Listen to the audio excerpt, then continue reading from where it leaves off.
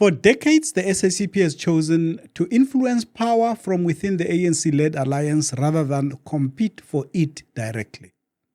But under Solly Mapaila, that strategy is changing.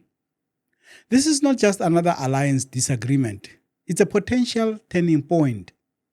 Even though both sides insist the alliance still exists, in reality it is becoming increasingly strained and possibly unworkable. Hello everyone, welcome back to Joe Talks Politics. I am your host, Joseph Musia. Let's get right into this.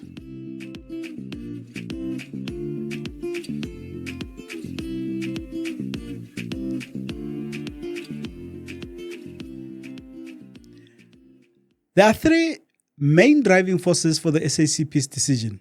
The first is that the ANC is no longer the dominant force it once was. Its weakening support means the SACP can no longer rely on it as a vehicle to influence government policy.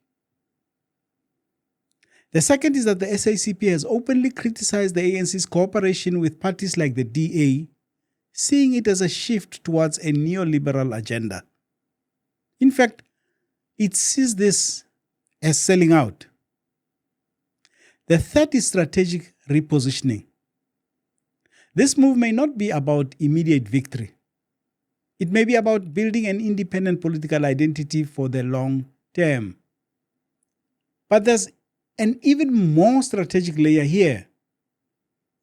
South Africa has entered a coalition era where no single party dominates. In that environment, you don't need 50% to matter. You just need enough seats to become a kingmaker. If the SACP can secure even modest electoral support, it could hold the balance of power in hung municipalities, trading support for influence. That reframes this move. It's not necessarily desperate. It could be calculated. This decision creates a serious dilemma inside the ANC. Senior leaders like Blade Nzimande, David Masondo, and Buti Namela, among others, must now choose where they stand. Do they campaign for the ANC or the SACP in the municipal elections? The NEC has issued an ultimatum demanding clarity. The NEC therefore clarified that the decision by the SACP to contest elections independently carries clear organizational consequences. This includes that SACP will not participate in ANC election structures, processes, campaign activities, or candidate lists, and that all ANC members are required to act in full compliance with the Constitution. To ensure clarity, consistency, and discipline across the movement, the NEC has directed that all ANC members, including those serving in leadership structures and public office, must declare whether they will campaign for the ANC or any other political formation.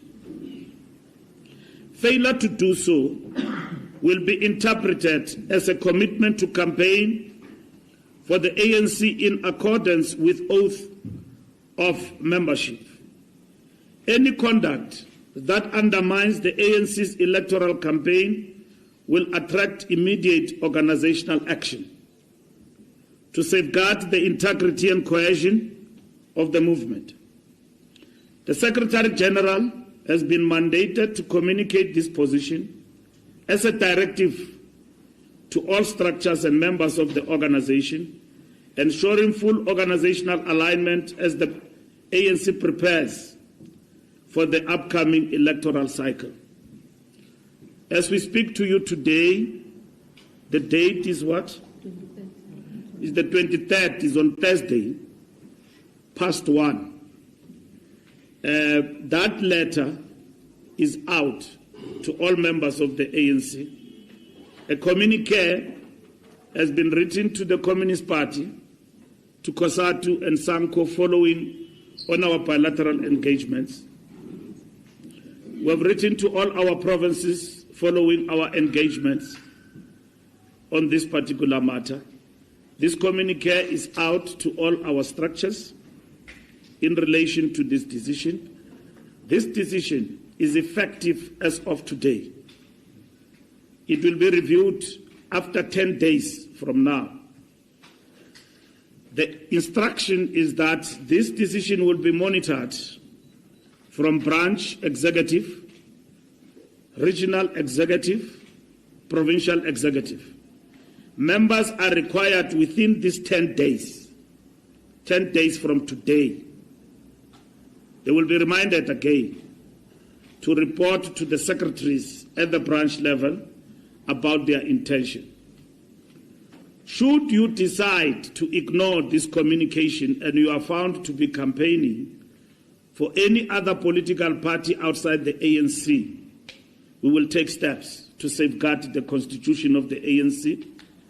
If you are in the executive, at local government, or serving in any position of influence, including deployment, we will take steps, including removal from those particular positions with immediate effect. Removal means recalled, because you will be doing activities that are not consistent with the ANC. Mapaila, however, has framed this as political intimidation, even invoking historical comparisons to repression. This is no longer just politics. It's a battle over control, direction, and identity. The ANC-NEC leadership has now moved beyond tactical disagreement on the SACP's decision to contest the 2026 local government elections independently. Through its internal speaker's notes and related directives, the ANC has sought to turn a tactical difference into an administrative and disciplinary ultimatum directed at communists inside the ANC. The ANC demands declaration from members of the SACP and threaten action against those it believes are acting for the party's campaign, while insisting there should be no witch hunts. This for us is not a minor procedural adjustment. It is regrettably a serious anti-communist political move with far-reaching implications, which also changes the character of the ANC as we know it. It amounts to an attempt to reinterpret the alliance and dual membership in a narrow electoral and one-sided compliance terms. It seeks to reduce a historic strategic relationship forged in a bitter struggle for national liberation with shed blood, sacrifice, and shared battles into a one-sided demand for subordination and permanent support from an ally, while never considering reciprocating the same support for a single moment, or literally a single second of time measurement. This is in substance the essence of the ultimatum to communists in the ANC. The party rejects this approach with the contempt that it deserves. We reject it not because we reject discipline. On the contrary, ours is a party of iron discipline. We reject it because no genuine alliance can be sustained on the basis of cohesion by one partner exercising its independence, but coercing another against exercising its independence. We reject it because the strategic alliance has never meant the liquidation of the Communist Party into the ANC. We reject it because dual membership was never meant to abolish the SACP's right to think, to organize, to campaign, and to lead struggles and develop tactics on any question as an independent party of the working class. We reject it because the problems now confronting the National Democratic Forces did not arise because the SACP chose to contest elections.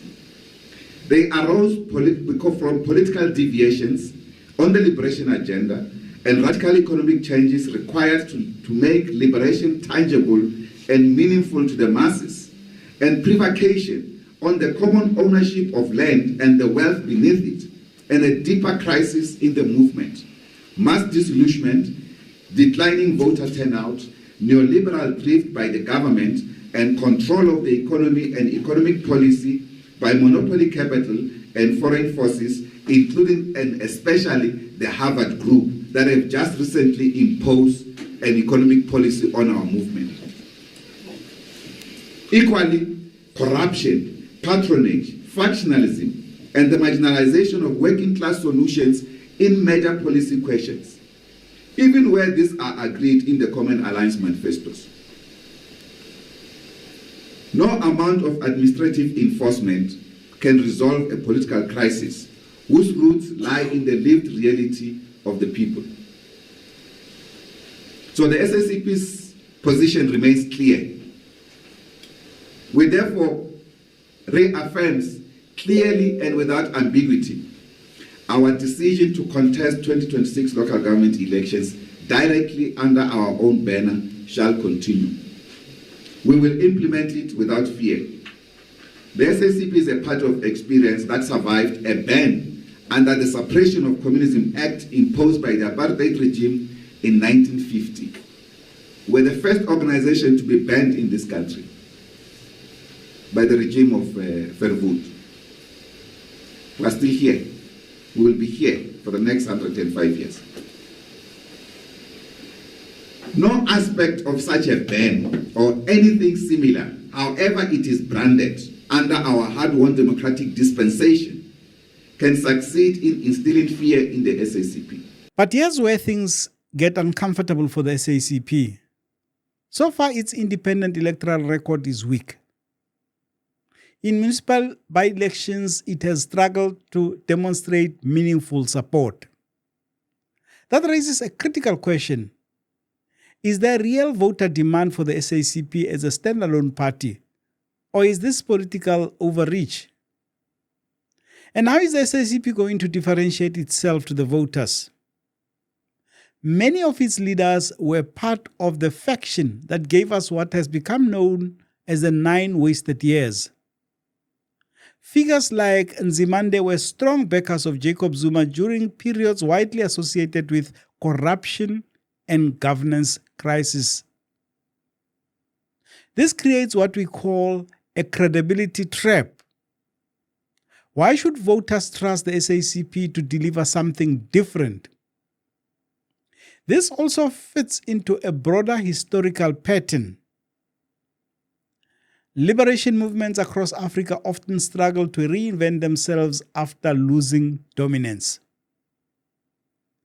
The ANC is now facing that reality, and the SACP is trying to position itself for what comes next. But breaking away from a declining giant doesn't automatically make you viable.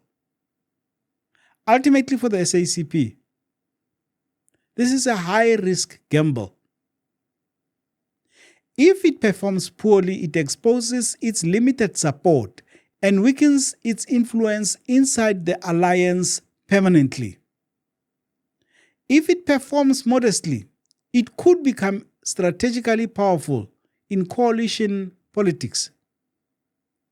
And if it succeeds long-term, it could reinvent itself as a genuine working-class political force. So this is not just about the next election. It's about whether the SACP can transition from being a political faction within the ANC to becoming a political force in its own right. In the end, this move is less about immediate victory and more about long-term survival and relevance. The SACP is betting that the ANC's decline creates space for something new. But voters will decide whether this is truly a new alternative or simply the same politics in a different form. What do you think? Is this a smart long-term strategy or political miscalculation? Let me know in the comments section. If you enjoyed this episode, don't forget to like, share, and subscribe. That was another episode of Joe Talks Politics. And from me, Joseph Musia, see you on the next one.